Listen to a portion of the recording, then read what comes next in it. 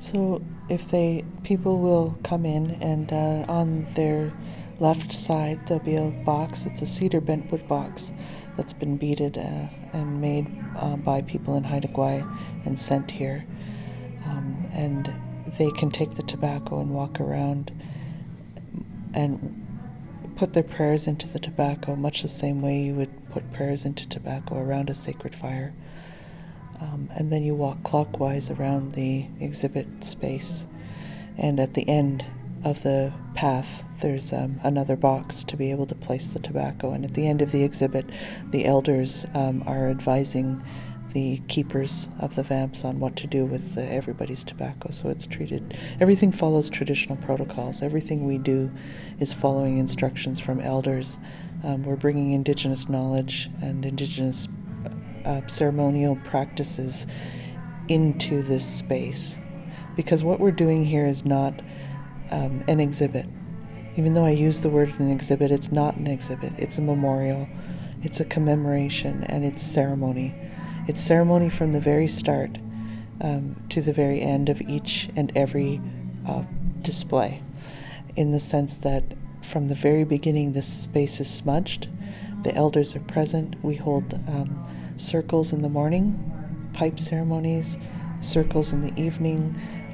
The whole thing is ceremony, and that's what's required in order to properly acknowledge and honor the women's lives. We can't do it by gawking. We can't do it by seeing pictures. We can't do it by staring from an outsider's perspective. We must do it by bringing their lives and the acknowledgement of the value of their lives within us and within our hearts. How did this memorial come about? It's really hard to say. Sometimes things just happen the way they're supposed to happen, and that's about the only way I can describe it. It's just the idea popped into my head, and why it came into my head, I don't know, but it could have come into anybody's. And I put the call out on social media, and next thing you know, everybody must have been feeling the same way I was because they all got to work, putting in their love and their care into every stitch of every pair of vamps, and you really feel that emotion when you come into the space. And that's one thing that I really appreciate about this project is as we go along, it becomes stronger and stronger. We are not, the elders' participation is not tokenism. We're not asking them to come in and just do an opening prayer or do a pipe ceremony. We are being guided by them. Whatever they say goes. We follow what they say, and we set this place up like a lodge, and we follow it. We follow their guidance, and that is something that I think that I've learned. The other thing that I've learned is the resilience of Indigenous women is incredible. I mean, after all the things that we have endured for hundreds of years, and that is something else, is that I originally asked for 600 pairs. We got 1,726 sent in, and I think that was, I don't know what you would call it, it was meant to be, because it acknowledges the lives of women that is beyond the past 20 years. I mean, we're talking hundreds of years. So we don't know how many of our women have gone missing. We don't know how many have been murdered. But we know there's a lot more than 600. And through our history. So what this is doing is really acknowledging all of their lives, the ones that maybe were never talked about.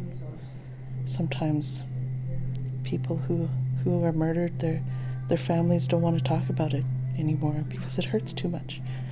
And then, once that generation goes, then they're never spoken of again. And I think what this is doing is just acknowledging the entire last 200, 300, 400 years of our colonial history and the abuse of Indigenous women on a grand scale.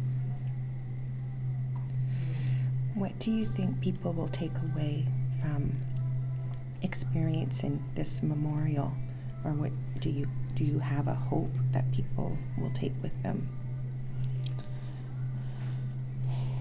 I think by participating in it, they are participants in the honoring.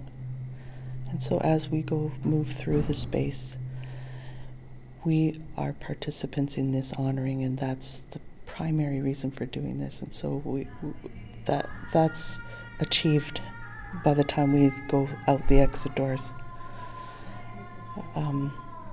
But I know that what I've heard from people, what they experience most of all is emotion.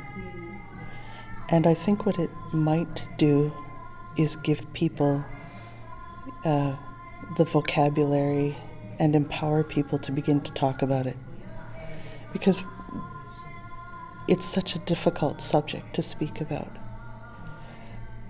But I think what it might do is help people to frame it in their discussions with others in a way that gives them a way to talk about it and a way to keep it in the forefront of people's minds.